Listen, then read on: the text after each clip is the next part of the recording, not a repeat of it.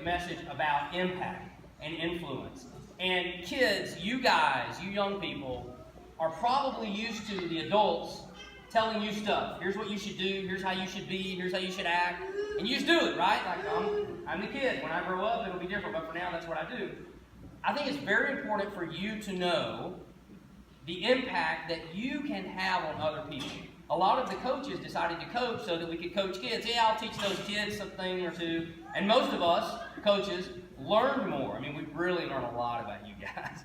As you probably know, we know you voted for, we know what you're drinking for dinner. We know it all on a biblical principle of Philippians 2, verse 3 and 4. You know the old Matthew verse, do unto others as you would have them do to you? Kids know that, right? Do unto others as you would have them do unto you. What that means to people like me later in life is, if I take, who would I take to lunch? David Brush. Is David Brush here? I just called David Brush last week, and I was going to invite him to go to Ellie's Jerusalem Grill for that shawarma. Oh, it's the best ever. Do unto others. I was going to buy lunch. Do unto others, right? But what that means in my brain is, next time when we go eat lunch, David's going to buy mine. That's what that means. I did to you last week, you're going to do to me, you're going to pay this week.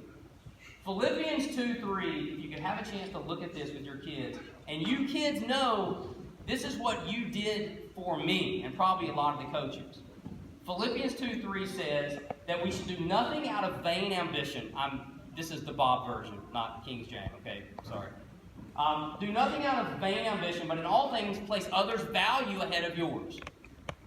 We don't do that as adults. We are busy chasing goals. Kids, I'm talking directly to you. The parents, we do stuff. It's called trying to make money to protect our family, right? It's not a bad thing. But now I'm ready, Robin. Look at this guy. Look at that. See number 4? Are you here, number 4?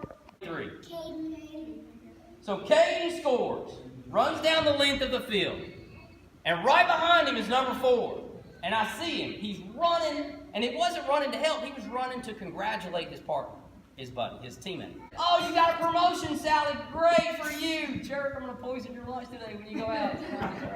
But that's what happens to a lot of us, and you kids, that's what I saw from you at the first game. And I was so inspired by it. So we're launching this campaign that we can talk to people about the struggles that Greg had through his enormous faith.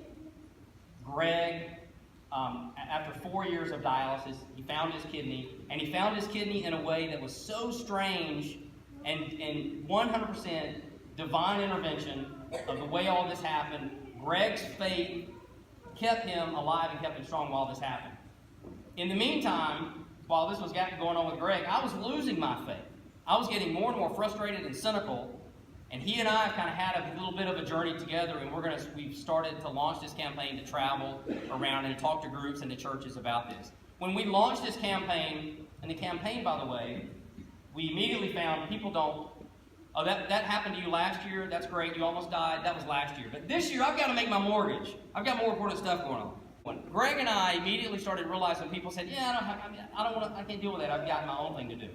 So we decided to come up with our own new problem. So Greg and I in June, are going to tackle Mount Kilimanjaro in Africa. Cade's going to go along with us.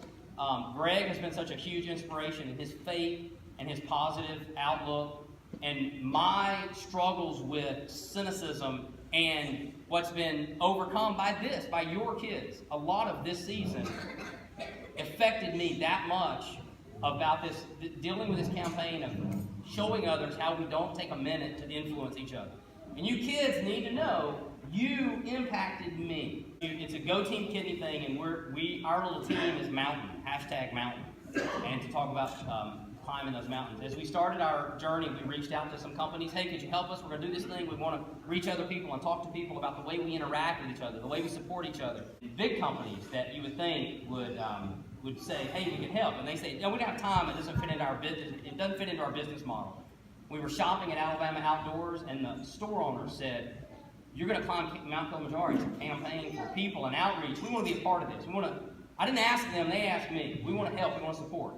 And so with their help, we're gonna train for this thing, we're gonna launch it, and I hope you'll follow us.